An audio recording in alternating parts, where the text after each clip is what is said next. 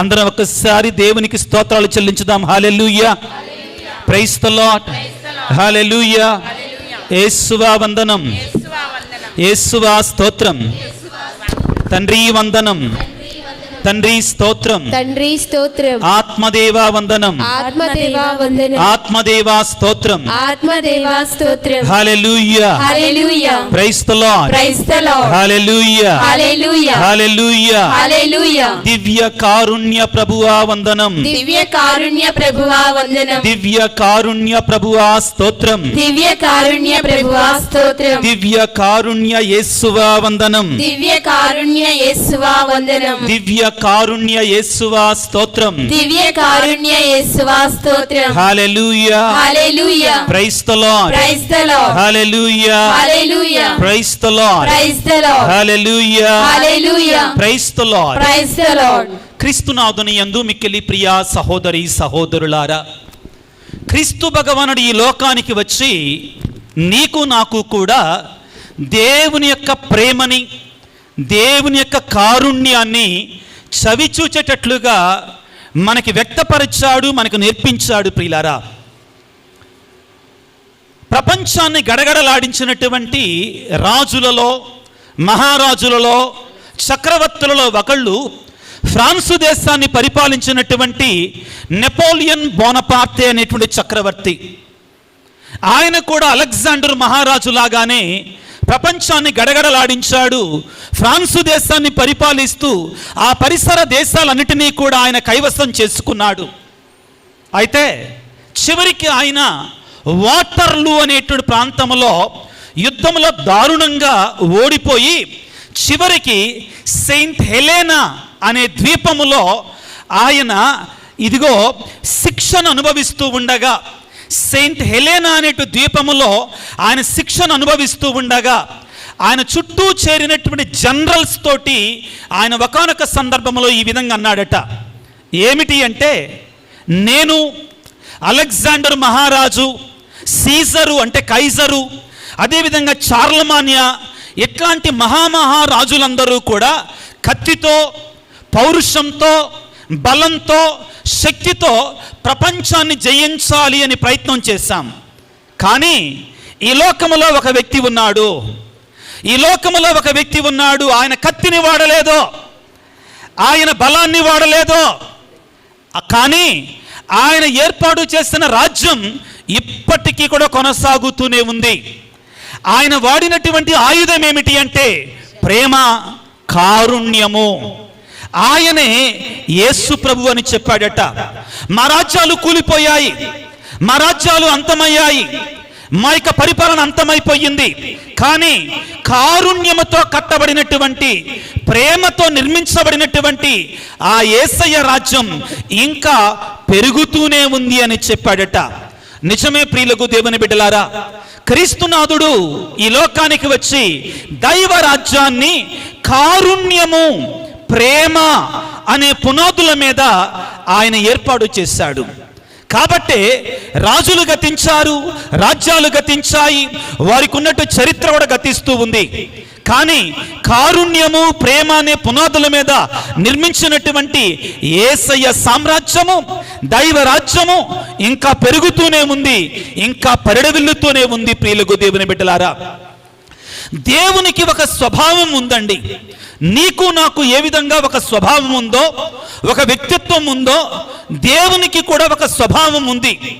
Bible గ్రంథాన్ని మనం పరిశీలిస్తే దేవుడు తన పేరును తాను వ్యక్తపరుచుకున్నాడు. మోషేతోటి దేవుడు ఏమని చెప్పాడు? తన పేరుని ఏమని చెప్పాడండి? ఉన్నవాడను అని చెప్పాడు. ఒకసారి నిర్గమకాండం 3వ అధ్యాయాన్ని తీసుకుందాం త్వరగా. మైకు దగ్గర ఉన్నటువంటి వారు కొంచెం మైకు దగ్గరగా ఉంచుకొని వాక్యాన్ని అందించటానికి ప్రయత్నము చేయండి. నిర్గమకాండము 3వ అధ్యాయము 13వ వచనం నుండి చదువుకోవటానికి ప్రయత్నం. దేవునితో అప్పుడు మోషే దేవునితో అయినచో నేను ఇజ్రాయేలు దగ్గరకు ప్రజల దగ్గరకు వెళ్ళి మీ పితరుల దేవుడు నన్ను మీ కడకు పంపెను చెప్పవలయును కదా. అప్పుడు వారు ఆ దేవుని పేరేమిటి అని అడిగినచో నేనేమి చెప్పవలయును అనెను. దేవుడు మోషేతో నేను ఉన్నవాడను అని చెప్పాలి అన్నాడు. ఏం పేరండి దేవుని పేరు? నేను ఉన్నవాడు. అది మోషే దేవుణ్ణి అయ్యా నీ పేరేంటయ్యా అని అడిగితే చెప్పినటువంటి పేరు. ప్రియులారా, మోషేకి దేవుడు ఎరుకపరచినటువంటి పేరు. ప్రియులకు దేవుని బిడ్డలారా, బైబిల్ గ్రంథంలో మనకి కొన్ని పేర్లు కనబడుతూ ఉంటాయి. ప్రియులకు దేవుని బిడ్డలారా, ఇక మనం ఒక్కడుగు ముందుకు వేసి మరొక సందర్భములో దేవుడే స్వయంగా తన పేరుని ఎరుకపరచుకోవటాన్ని చూద్దాం. ఒకసారి సంఖ్యాకాండము 14వ అధ్యాయాన్ని తీసుకుందాం. సంఖ్యాకాండము 14వ అధ్యాయములో దేవుడు మరొకసారి తన పేరుని ఎరుకపరచుకోవటాన్ని మనం చూస్తాం. ప్రియులకు దేవుని బిడ్డలారా, సంఖ్యాకాండము 14వ అధ్యాయము 18, 19 వచనాన్ని చదవండి దయచేసి. సులభముగా కోపపడువాడు కాడు. నిదానంగా యావే సులభముగా కోపపడువాడు కాడు. మిగుల దయగలిగినటువంటి వాడు అతడు ప్రజల పాపములను తిరుగుబాటును మన్నించును. ఆయనను ఆయన అపరాధిని విడిచిపెట్టి పితరుల పాపముల కొరకై వారి సంతాపమును 3-4 తరముల వరకు శిక్షించును. ప్రియులకు దేవుని బిడ్డలారా, 18వ వచనాన్ని మనం చదువుకుంటే ఏమంటాడంటే, యావే సులభముగా కోపపడువాడు కాడు, ఆయన కరుణామయుడు, దయగలిగినటువంటి వాడు. ప్రియులారా, ఇది దేవుని యొక్క స్వభావము, దేవుని యొక్క తత్వము, దేవుని యొక్క మనస్తత్వము. ఏమిటి అది? ఆయన కారుణ్యము కలిగినటువంటి వాడు, ఆయన దయగలిగినటువంటి వాడు. ప్రియులకు దేవుని బిడ్డలారా, 1930వ దశకములో పోలాండ్ దేశములో ఉన్నటువంటి సిస్టర్ ఫౌస్తీనా గారికి యేసు ప్రభువే స్వయంగా దర్శనమిచ్చి తాను కరుణ కలిగినటువంటి వాడు, దయగలిగినటువంటి వాడు, ప్రజల మీద సులభంగా కోపపడేటువంటి వాడు కాడు, ఆయన కారుణ్యముతో ప్రవర్తించేటువంటి వాడు అని వ్యక్తపరుచుకున్నాడు. ఎందుకు అసలు యేసు ప్రభువు ఆ కాలములో ఆ విధంగా ఫౌస్తీనా గారికి దర్శనమిచ్చాడు? ఆ విధంగా ఎందుకు వ్యక్తపరుచుకున్నాడు? అసలు కారణం ఏమిటి అంటే, అప్పటికే మొదటి ప్రపంచ యుద్ధం జరిగింది. కొన్ని లక్షల మంది మొదటి ప్రపంచ యుద్ధంలో చనిపోయారు. రెండవ ప్రపంచ యుద్ధానికి మానవాళి సిద్ధమవుతుంది. హిట్లర్ యొక్క ఆధ్వర్యములో రెండవ ప్రపంచ యుద్ధ మేఘాలు అప్పటికే కమ్ముకొని ఉన్నాయి. ఆ రోజుల్లో ఉన్నట్టు పాలకులందరూ కూడా కర్కశంగా, పగతో, ద్వేషముతో జీవిస్తూ ఉన్నారు. అటువంటి సందర్భములో ప్రియులారా, రాజులు శాశ్వతమైనటువంటి వారు కాదు, వారి తత్వాలు కాదు మానవునికి కావలసింది, మనుషులకు కావలసింది నా కారుణ్యము, నా దయ, నా కృప అని మానవులకి తెలియజేయటము కొరకై క్రీస్తు భగవానుడు పునీత ఫౌస్తీనమ్మ గారికి తనను తాను బయలుపరుచుకున్నాడు. ఏ విధంగా ఉంటాడట? ఆయన కారుణ్యము కలిగినటువంటి దేవుడు. రాజులు ఎప్పుడు కూడా యుద్ధం చెయ్యాలని కక్షతో, కార్పణ్యముతో జీవిస్తూ ఉంటే, ఈ దివ్య కారుణ్య మూర్తి మాత్రము ఎప్పుడు కూడా కరుణతో, ప్రేమతో మనం మన్నించి, క్షమించి, తన ప్రేమని, కరుణని మన మీద కుమ్మరించటానికి ఆయన సిద్ధముగా ఉంటాడు. ప్రజలు నన్ను చూచి భయపడకూడదు, నా కారుణ్యము చెంతకు తిరిగి రావాలి, నా దయ వద్దకు తిరిగి రావాలి. ఈ ఉద్దేశముతో దేవుడైనటువంటి యేసు భగవానుడు పునీత ఫౌస్తీనమ్మ గారికి దర్శనమిచ్చి తన కారుణ్యాన్ని, తన ప్రేమని తాను వ్యక్తపరచుకున్నాడు. ప్రియులకు దేవుని బిడ్డలారా, నిర్గమకాండ 34వ అధ్యాయము 5-6 వచనాలు చదువుకుందాం ప్రియులారా. అచ్చట నుండి ఐగుప్తు సరిహద్దులలోనున్న ఐగుప్తు నది వరకు పోయి సముద్రమును చేరుకొనెను. అమ్మా నేను చెప్పిన వాక్యాలే చదవండి. ప్రభు మేఘము నుండి దిగి వచ్చి, అమ్మా తొందరొద్దు, ఆవేశం వద్దు, నిదానంగా చదవండి. ఇందాక కూడా తప్పు చదివారు, చదివింది కరెక్ట్ చదవండి. నిర్గమకాండము 34వ అధ్యాయము 5వ వచనాన్ని చదువుకుందాం. ప్రభువు మేఘము నుండి దిగివచ్చి మోషే ఎదుట నిలుచుండి తన నామమును వెల్లడి చేశాను. ప్రియులారా, దేవుడు తన పేరుని ప్రజలకు తెలియజేస్తున్నాడు, మోషేకి తెలియజేస్తున్నాడు. దేవుని పేరు ఏమిటట? మొదట మోషేతోటి నిర్గమకాండము 3వ అధ్యాయములో నేను ఉన్నవాడను అని చెప్పాడు. అంటే అర్థం ఏమిటి అంటే ఆయనకి ఆదియును అంతమును లేనటువంటి వాడై ఉన్నాడు అని అర్థము. ఇక్కడ చాలా స్పష్టముగా ఆ కొండ మీద ప్రియులారా ఏమంటున్నాడంటే, ప్రభువు మేఘము నుండి దిగివచ్చి మోషే ఎదుట నిలుచుండి తన నామమును ఏంటిదంటండి, తన పేరును వెల్లడిస్తున్నాడు. జాగ్రత్తగా వినండి, దేవుడి పేరేంటో అందరూ తెలుసుకోవటానికి ప్రయత్నం చేయండి. ఇప్పుడు చదువుకుందాం 6వ వచనములో ప్రభు ఏమంటున్నాడంటే, ప్రభువు మోషేతో ముందుగా సాగిపోవచ్చు ఇట్లు ప్రకటించను, ప్రభువు అతడు కరుణామయుడు. ఏం పేరంటండి దేవుడి పేరు? కరుణామయుడు. అందరూ చెప్పండి, అందరు నా తర్వాత చెప్పండి. ప్రభువు కరుణామయుడు, దయాపరుడైనటువంటి దేవుడు, సులభముగా కోపపడువాడు కాడు, నిత్యము ప్రేమను చూపువాడు, నమ్మదగినటువంటి వాడు. క్రీస్తునాథుని యందు ప్రియ దేవుని బిడ్డ, నువ్వు నమ్ముచున్న దేవుడు కరుణామయుడు, దయగలిగినటువంటి వాడు, కారుణ్యము చూపేటువంటి వాడు. చాలా సందర్భాలలో అంటుంటాం, చిన్న కష్టం రాగానే, చిన్న బాధ రాగానే, చిన్న కీడు రాగానే ఏమంటాం? వెంటనే దేవుడు నన్ను శపిస్తున్నాడు, దేవుడు నా మీద కోపంతో ఉన్నాడు, దేవుడు నా మీద ద్వేషంతో ఉన్నాడు.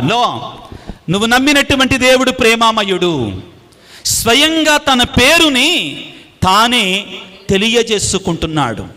ప్రభువు కరుణామయుడు, దయగలిగినటువంటి వాడు, సులభముగా కోపపడువాడు కాడు.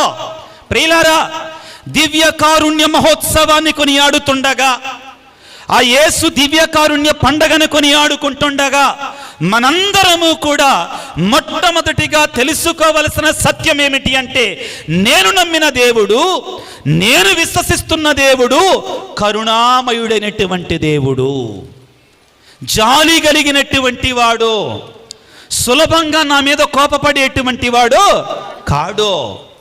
ఆయన నా ఎడల కారుణ్యాన్ని చూపేటువంటి వాడు. పాత నిబంధనలోనే ఆయన వ్యక్తపరుచుకున్నాడు. ఆయన కారుణ్యము కలిగినటువంటి వాడు, దయ కలిగినటువంటి వాడు, ఆయన సులభంగా కోపపడేటువంటి వాడు కాడు అని చాలా స్పష్టంగా తెలియజేసుకుంటున్నాడు. ప్రియులారా, ఈ సమయంలో కీర్తన 30వ అధ్యాయము 5వ వచనాన్ని జాగ్రత్తగా చదువుకోవటానికి ప్రయత్నం చేద్దాం, తొందర లేకుండా. కీర్తన 35వ వచనాన్ని చదువుకుందాం ప్రియులకు దేవుని బిడ్డలారా. ఆయన క్షణకాలము కోపించును. క్షణకాలము ఎంతసేపు అంటండి? క్షణకాలం, రెప్పపాటు మాత్రమే కోపిస్తాడు. ఆయన అనుగ్రహము మాత్రము జీవితాంతము ఉండును. అందరూ నా తర్వాత చేతులు చాచి చెప్పండి, నా దేవుడు క్షణకాలము కోపించును, కానీ కలకాలము కరుణించును. ఆయన కోపము క్షణకాలము మాత్రమే, ఆయన కరుణ కలకాలము ఉంటుంది. అర్థమైందా ఈ మాట? ఏమర్థమైంది? దేవుడు క్షణకాలం మాత్రమే కోప్పడతాడంటండి, కానీ ఆయన కారుణ్యం ఎలాగా ఉంటుందంటండి? ఎంతకాలం ఉంటుంది? కలకాలము ఉంటుంది. ఎంత గొప్ప మాట ప్రియులారా, ఎంత గొప్ప మాట! ఆయన కారుణ్యం జీవితకాలం ఉంటుందంటండి మన మీద. ఎంత కారుణ్యం కలిగిన దేవుడు నీవు నేను నమ్మినటువంటి వాడు. దావీదు మహారాజు ఆనాడే పాటగా రాసుకున్నాడు. ఏమిటి? ఆయన క్షణకాలం మాత్రమే కోపిస్తాడు, రెప్పపాటు మాత్రమే ఆయన కోపం ఉంటుంది. వెంటనే ఆయన ఏం చూపిస్తాడండి? కారుణ్యాన్ని చూపిస్తాడు, ప్రేమను చూపిస్తాడు. పిల్లవాడు తప్పు చేస్తే, చిన్న పాప తప్పు చేస్తే తల్లి ఒక దెబ్బ వేస్తుందండి. మళ్ళీ వెంటనే ఏం చేస్తుంది? ఓదార్చటం ప్రారంభిస్తుంది, ప్రేమను చూపించటం ప్రారంభిస్తుంది, కారుణ్యాన్ని చూపించటం ప్రారంభిస్తుంది. క్రీస్తునాథుని యందు ప్రియులకు దేవుని బిడ్డలారా, ఈనాడు దివ్య కారుణ్య మహోత్సవాన్ని కొనియాడుకుంటుండగా ప్రథమంగా మనందరం తెలుసుకోవాల్సింది ఏమిటి అంటే, నేను నమ్మిన దేవుడు కారుణ్యమూర్తి, కరుణ కలిగినటువంటి వాడు, జాలి కలిగినటువంటి వాడు. ఆయన కారుణ్యము కారణముగానే, ఆయన దయకాలము కారణముగానే ఈ ప్రపంచం ఇంకా కూడా మనగలుగుతుంది. ప్రియులకు దేవుని బిడ్డలారా, ఒకసారి ప్రపంచాన్ని చూడండి. ఎక్కడ చూసినా యుద్ధాలే. అమెరికా, ఇరాన్, ఇస్రాయెల్ యుద్ధాలు జరుగుతున్నాయి, భయంకరంగా బాంబులు. ఒకవైపున వీటన్నిటి కారణంగా భూమి తాపం పెరిగిపోతా ఉంది, భూమి వేడి పెరిగిపోతా ఉంది. ఎల్నినో ఎండలను మనందరం చవి చూస్తున్నాం, ఎల్నినో వేడిని మనందరం చవి చూస్తున్నాం. అటువైపున రష్యా ఉక్రెయిన్ మధ్యలో భయంకరమైన బాంబుల వర్షం కురుస్తూ ఉంది. ఇక ప్రియులకు దేవుని బిడ్డలారా, ఇదిగో పాకిస్తాన్ కాశ్మీర్ మధ్యలో నిత్యము కూడా యుద్ధం జరుగుతూనే ఉంది, బాంబుల వర్షం కురుస్తూనే ఉంది. అంతెందుకండి, ఎక్కడికో వెళ్ళటం ఎందుకు? మన కుటుంబాలలో, మన ప్రాంతాలలో, మన ఇళ్లలో, మన కుటుంబాల మధ్యలో కూడా కక్షలు కార్పణ్యాలతో రగిలిపోతున్నాం. కక్షలు కార్పణ్యాలతో రగిలిపోతున్న మనకి యేసయ్య ప్రియులారా ఈనాడు ఈ దివ్య కారుణ్య మహోత్సవము ద్వారా, ప్రియులారా నా కారుణ్యము చెంతకు రండి, శాంతి సమాధానము లేకుండా ఉన్నాడు బిడ్డలారా నా దగ్గరకు రండి, నేను మీకు శాంతినిస్తాను అంటున్నాడు. ప్రియులారా, పాత నిబంధన గ్రంథములో అక్కడక్కడ దేవుడు మనకి కారుణ్యము కలిగినటువంటి వాడిగా తనను తాను బయలుపరుచుకున్నాడు, వ్యక్తపరుచుకున్నాడు.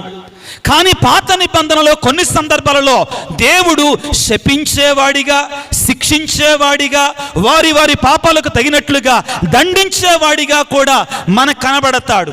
కానీ ప్రియులారా, మానవావతారి అయినటువంటి, శరీరధారి అయినటువంటి యేసయ్యలో ఈ కారుణ్యము ఇంకా మనకి లోతుగా మనకి ఎరుకపరచబడుతుంది, ఇంకా లోతుగా మనకి దేవుడు తెలియజేస్తాడు. ప్రియులకు దేవుని బిడ్డలారా, ఈనాడు ప్రార్థన చేసుకుందాం.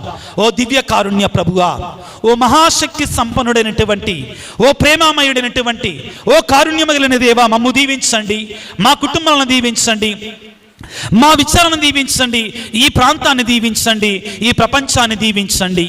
అంతేకాకుండా మేము కూడా, నీ బిడ్డలంగా చెప్పబడుతున్న మేము కూడా మా జీవితాలలో, మా సంఘములో, మా ఇరుగు పొరుగు వారితో, మా కుటుంబ సభ్యులతో, మా అన్నదమ్ములతో, మా అక్కజండ్రతో కొంచెం కారుణ్యము కలిగి, దయగలిగి జీవించటానికి కావాల్సిన శక్తిని, అనుగ్రహాన్ని, ఆశీర్వాదాన్ని మాకు దయచేయి తండ్రి అని ఆ దేవాది దేవుని ఈ పరిశుద్ధ బలి పూజల్లో ప్రార్థన చేసుకుందాం. తలలో వంచి చిన్న ప్రార్థన చేసుకుందాం. ప్రియులకు దేవుని బిడ్డలారా,